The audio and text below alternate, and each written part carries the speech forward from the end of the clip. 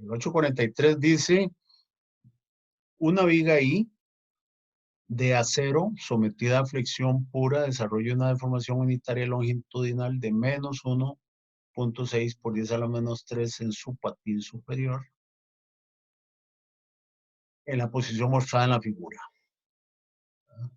Hay un extensómetro por aquí y ese extensómetro mide menos 1 por 10 a la menos 3, es decir, una deformación negativa de compresión.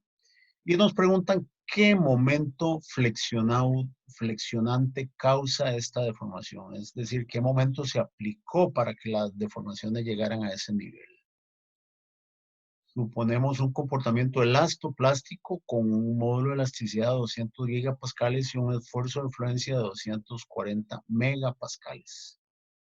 ¿Qué deformación unitaria residual permanecerá en el extensómetro al liberar la carga aplicada? Dibuje el patrón de esfuerzos residuales. 843, vamos a buscar este.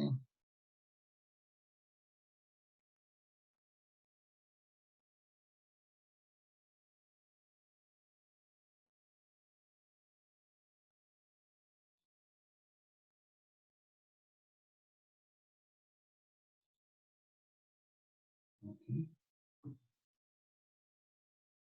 Por aquí tenemos el 843.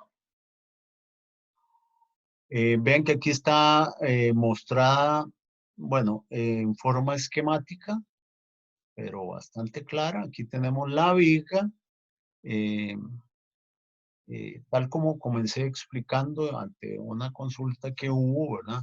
Esta es la sección transversal y aquí tenemos la viga que se extiende a lo largo de su eje longitudinal, donde tendremos momentos actuando sobre la viga que son el producto de la carga transversal y de las condiciones de los apoyos, que no olvidemos que eso hay que eh, asociarlo con esta parte en la que nos estamos dedicando más a estudiar el fenómeno de deformaciones y de esfuerzos, pero que siempre hay que tener en cuenta esta parte.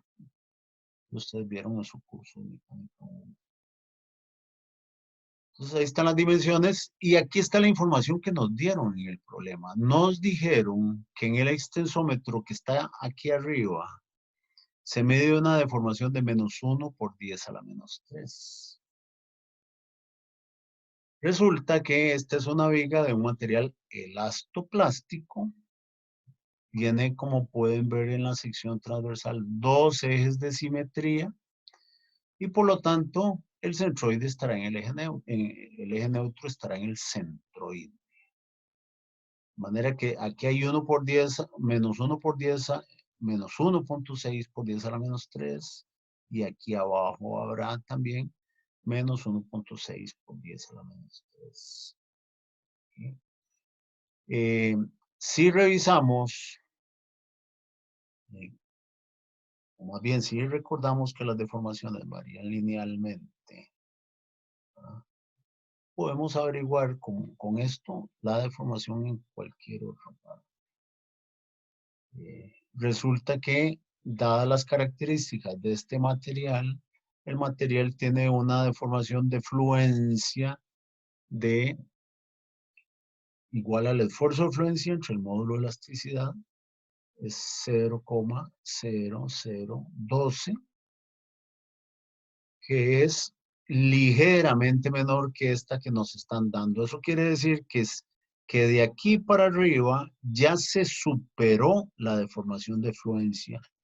Por lo tanto, pueden ver ustedes aquí un bloquecito de esfuerzos que que tiene comportamiento plástico. Es decir, toda esta parte a una distancia y, que ya aquí vamos a calcular, eh, está en comportamiento plástico. Como de aquí para abajo las deformaciones van desde 0.0012 hasta 0, entonces ahí vamos a tener un comportamiento lineal de los esfuerzos.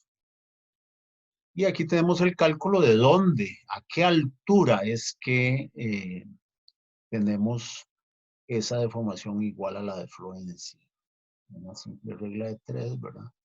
Menos 1,6 entre la altura que hay hasta el eje neutro multiplicado por y nos da la distancia donde tenemos una deformación igual a la de fluencia. Y resulta ser 60. Esta viga tiene un patín de 20 milímetros, una altura desde el eje neutro hasta el inicio de patín de 60. Por lo tanto, el cambio de comportamiento plástico a elástico es justo debajo del patín, es decir, donde empieza el alma. ¿Okay? Entonces ya tenemos claramente definido dónde hay esfuerzos iguales a los de fluencia y dónde hay esfuerzos que varían linealmente hasta cero.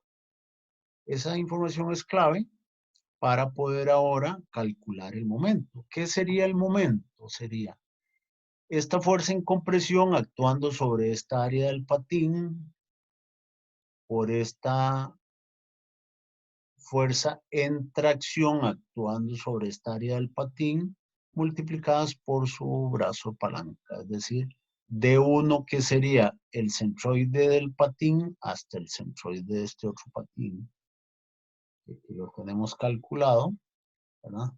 Y cuál sería, que por cierto, igual que en el problema anterior, el centroide estaría en el centro, perdón, la resultante estaría en el centroide del patín, porque los esfuerzos son constantes. Pero aquí en el alma,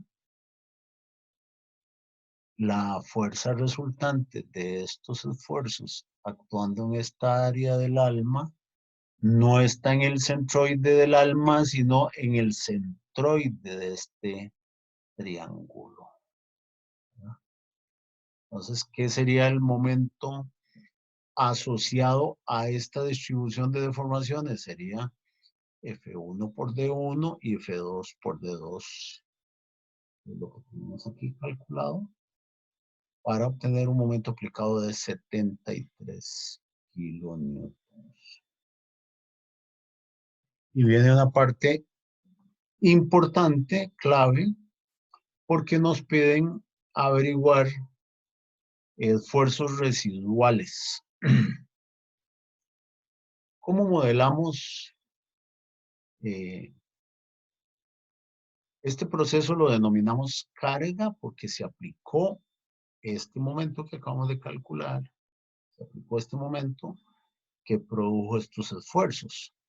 Cuando quitamos este momento, puede haber esfuerzos residuales. ¿Cómo modelamos la descarga?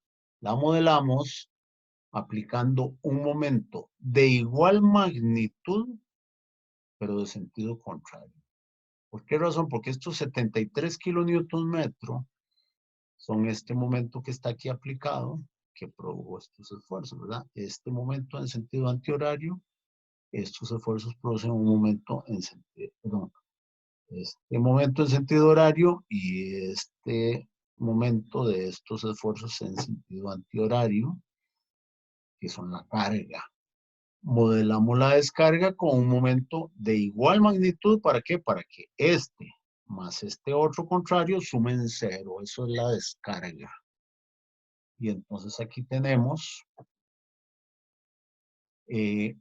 un esfuerzo que denominamos ficticio de recuperación elástica. ¿Por qué lo denominamos ficticio? Porque resulta que este material entra en fluencia con un esfuerzo igual a 240 y resulta que aquí encontramos un esfuerzo utilizando la fórmula de la flexión elástica, porque la descarga en un material elastoplástico es elástica. Encontramos un esfuerzo ficticio de recuperación que es 275. No es posible en este material un esfuerzo de esa magnitud y por eso se le denomina ficticio. Y como es válida la fórmula de la flexión elástica en la descarga, entonces los esfuerzos varían linealmente. ¿Qué son los esfuerzos de recuperación? La suma de estos dos. ¿Por qué la suma? Porque ya dijimos que esta es la carga y que ahora estamos analizando la descarga. Entonces, carga más descarga, cero carga, ¿verdad? Entonces aquí tenemos carga, descarga en sentido contrario. Entonces vean que aquí arriba tenemos 275 menos 240. 35 de esfuerzo residual. Aquí abajo en el borde inferior del patín hay 240 igual todavía. Y aquí calculado por la teorema de Tales, sabemos que desde el eje neutro hay 278, 20 milímetros más abajo hay 206 de esfuerzo. Entonces aquí habían 240 menos 206 da un esfuerzo de menos 34. De aquí para abajo no tenemos ningún otro cálculo, ni siquiera aquí abajo, porque tenemos, la única diferencia que tenemos está en los signos, y como esta es una recta y esta es una recta, eh, el resultado será esta misma recta que tenemos aquí, ¿verdad? De menos 34 hasta más 34, y después aquí pasaría a 35. Esos son los esfuerzos residuales. Nos pidieron deformaciones residuales. Por lo tanto, aquí lo que tenemos calculado, recordemos que esta es la fórmula de la flexión elástica, M por Y entre I. Y si de acuerdo con la ley de Hooke, deformación es esfuerzo entre módulo de elasticidad, al dividir esta expresión entre módulo de elasticidad, obtenemos deformaciones. Entonces aquí está aplicada la deformación máxima en este punto de la descarga. Aquí era carga y aquí hay descarga. Entonces, esa deformación máxima de descarga es esta expresión que tenemos aquí, quedando una deformación residual que es la que teníamos aquí inicialmente, menos 1.6 por 10 a la menos 3, más esta otra que no está el resultado, pero, bueno, es esta, 0.0014 menos 1.6 menos 1.4 da una deformación residual de 0,2 por 10 a la menos 3.